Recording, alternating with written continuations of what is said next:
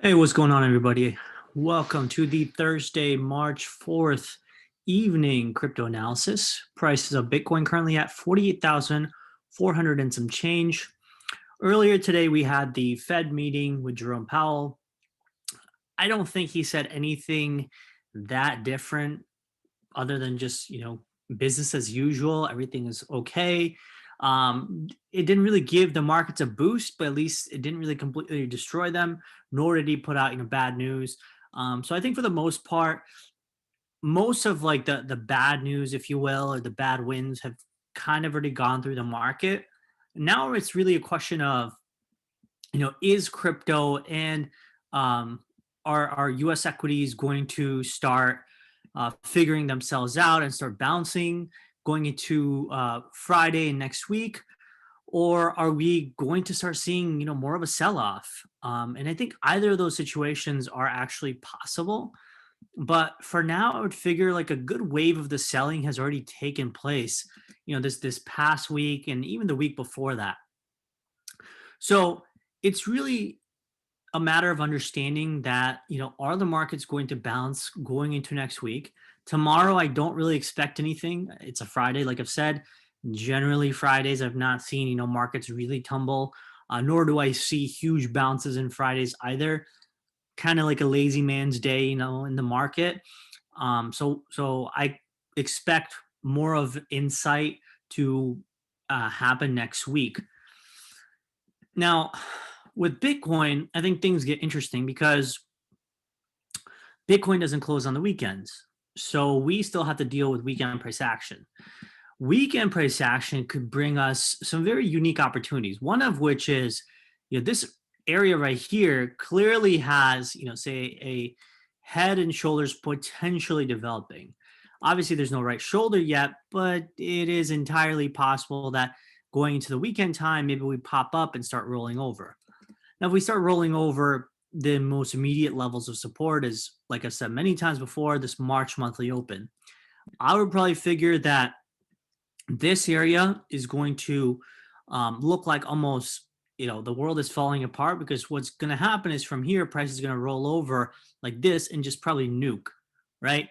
If it's supposed to, that is. Now, in this area right here, there's probably going to be a lot of selling because of the violence of that move will probably scare a lot of people.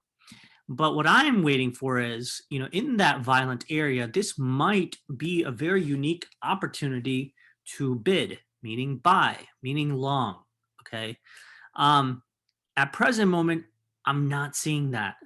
Right. This is it's like a cluttered area of, hodgepodge movement. I don't even know what's going on over here. Maybe we're holding support right here. Maybe going into the weekend time, we just, Uber pump. All of these situations are possible. And because all situations like that are possible, you then become a little bit more defensive, because if everything is possible because of how uncertain the market is, you don't really have conviction or probabilities to lay out for your trade, right? So this is why I'm, continuing to choose to not really enter a levered trade. Now, of course, I have held on to all my spot positions, as I've stated before, right? Spot positions being SRM, which I've held through the drawdown, pretty much. We were down at one point like 48, 50% down. Currently, we're down 39%. But of course, that has to be in context of, exactly where we've gotten in, right? We've gotten in around $2.10. We're still up about 137%. And this goes for not only my main account, but my 5K account. And same thing with, say, ETH, right? ETH has done relatively well, right? Our entry for the main account is down here around 594. Our entry for the 5K account is around like 875, 900. So, all in all, I mean, we're still sitting pretty, right? There's really not a whole lot of concern or fear, at least not yet for me. The other position is, FTT, right? And this one's also done tremendously well. From the bottom, from $5, we're up almost 6x. This one is doing really good in the main account as well as the 5K account. So all in all, I am pretty happy with all our spot position, and I refuse right now to let them go because it is very, very early to tell if the market has topped. Whoops, not in that area. If the market has topped in this area, it's way too early to tell. Maybe we do some, choppy movement going into rest of March and then start pressing up in April, or who knows? Maybe in the next week we resolve down or up from this area, right? So I'm kind of waiting on something like that because I believe that the completion of this consolidation is coming near an end. Either we nuke down and say take out this key low right here, and from there we figure out, okay, have we grabbed enough liquidity, and do we then start pressing up, or is that not enough? And then we just get continued sell pressure for the next several days, several weeks. We might pop up again and then keep nuking down. Um, so I believe the resolution out of this area is probably coming in the next 1 week. I'm generally not, trying to be a predictor of time on such things, but we've spent a good amount of time and space away from the high. We've now built what I would like to consider maybe a base. And so these are all really the conditions that I look for to the market, setting itself up for a base being created and a reversal, or a base being created for sellers to, absorb all the buyers. And if the buyers are not strong enough, to start nuking price next week. Right. So all in all, I mean, I probably figure at some point next week, we'll see something. Now, that particular something, in my opinion, again, I'm leaning a little bit more to the bullish side because there was nothing from the Fed meeting that I took away that was bearish, right? Other than say yields rising, the 10-year yields rising, I didn't really see a whole lot of cause for concern.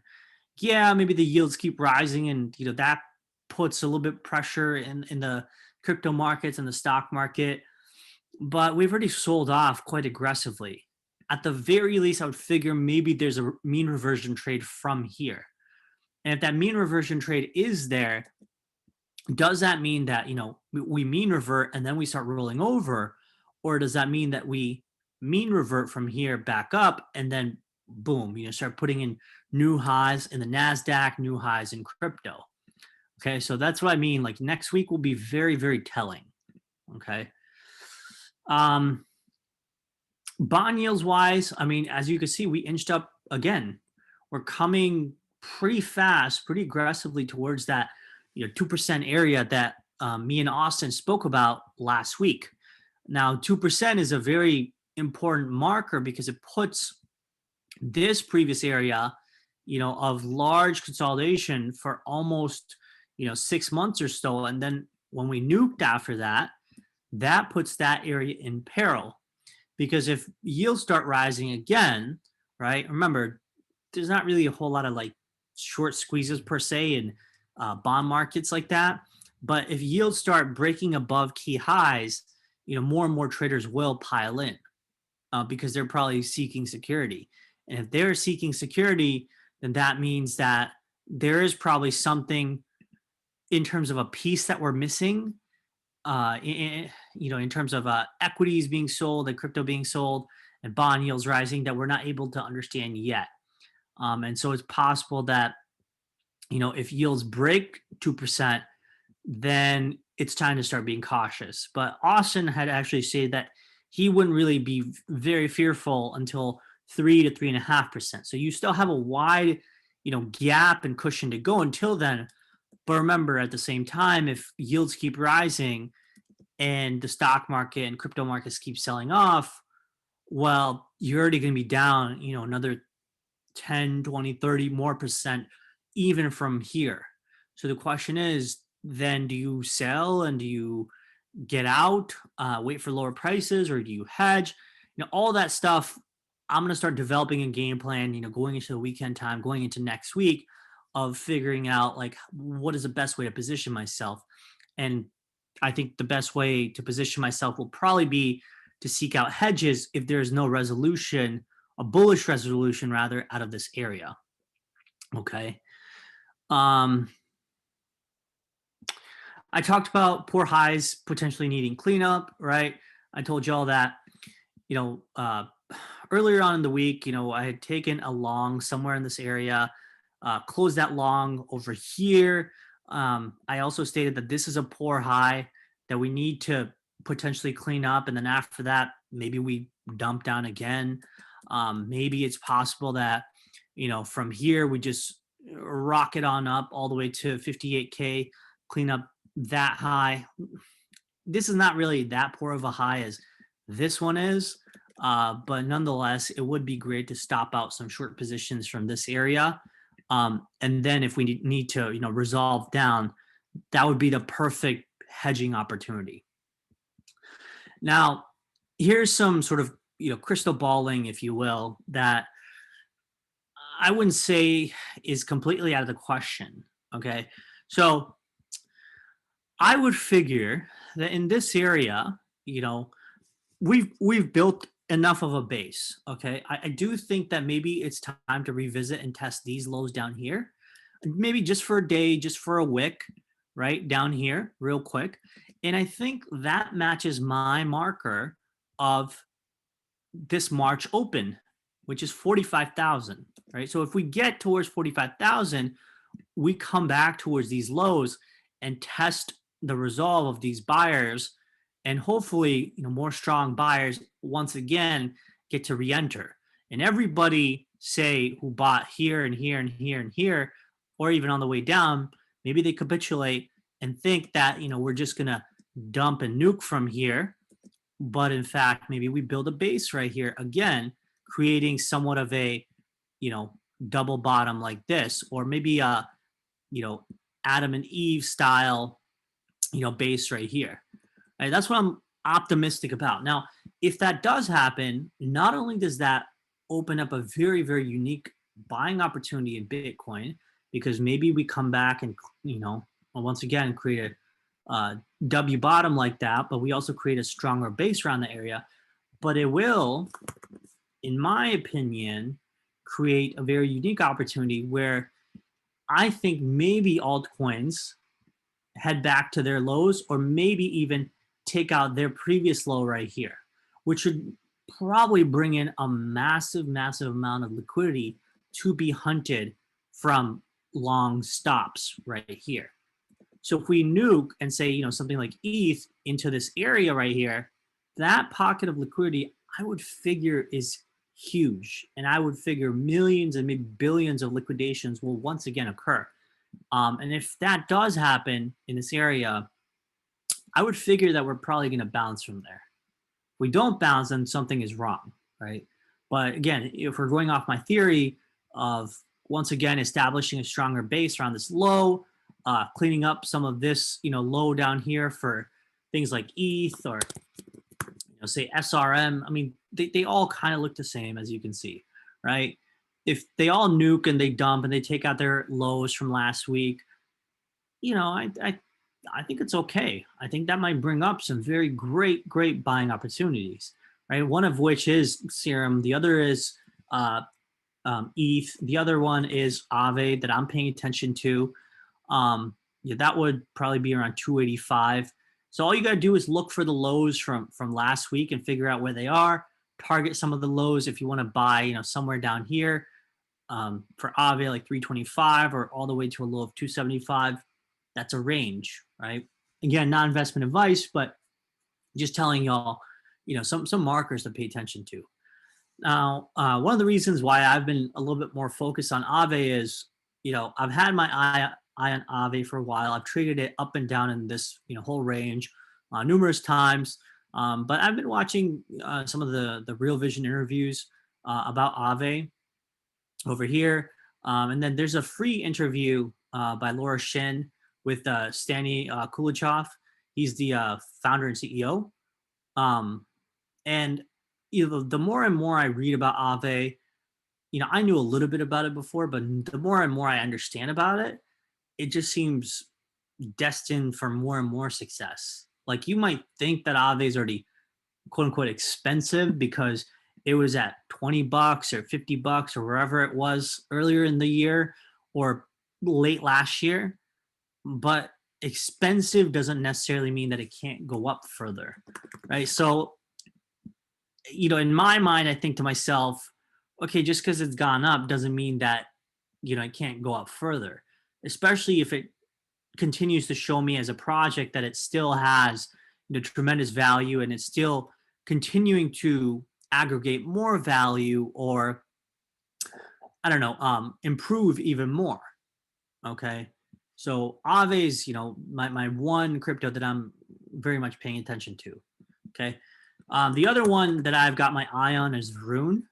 Okay. I was actually telling Elizabeth about this.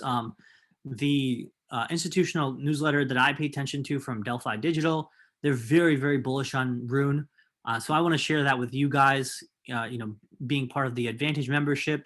I want to share all kinds of important information and things that I find very unique and insightful. I want that information to be relayed to you guys.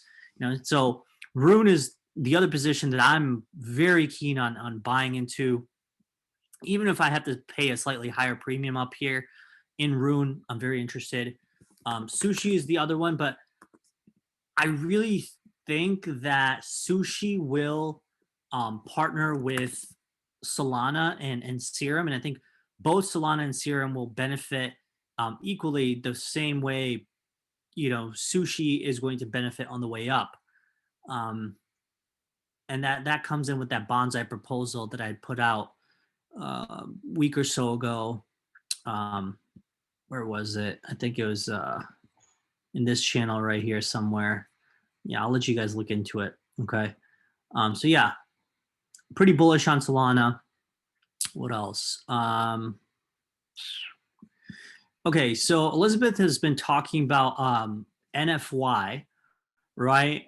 So I don't know much about it, but I've heard smart people talk about it. And this might be something that you want to pay attention to. Of course, do your own research, but it's clearly gone up a lot. Maybe it could probably go up some more. Who knows? If you are into the NFT DeFi space and you want like sort of these smaller market cap coins, and you're willing to kind of take on some of that risk, this might be a very solid project that you probably should do more research on. Okay, so keep this in mind. All right. The other one was Engine Coin. Okay, so I talked about Engine Coin yesterday. I'm pretty sure, but I'll talk about it once more because Engine Coin was doing really, really good the last couple of days. I mean, really just skyrocketed. So, definitely something to keep in mind in terms of Engine Coin. Right, this is one of your typical NFT tokens that's been doing increasingly well as we enter this next phase of the bull cycle where NFTs are really being the hot topic of the town. So you want to be paying attention to Engine Coin as well. The other part of sort of, say DeFi slash NFT space is this one is not as familiar, but Chiliz, right? So this one is really cool. I don't think a lot of people know about this, but I heard this on a podcast, and it's a project where they're involved with sports teams, right? So for example, like a soccer team, if they want to have more interactions with fans or they want to I don't know, be able to share revenue with the people who own the Chiliz token, and the Chiliz token investors get to have part or say in I don't know which player a team will acquire. This token right here is the token that can kind of bring that together, digitize or automate, such interaction. So probably look into this as well. Okay. But yeah, I'm trying to do my best to share all this information that I absorb.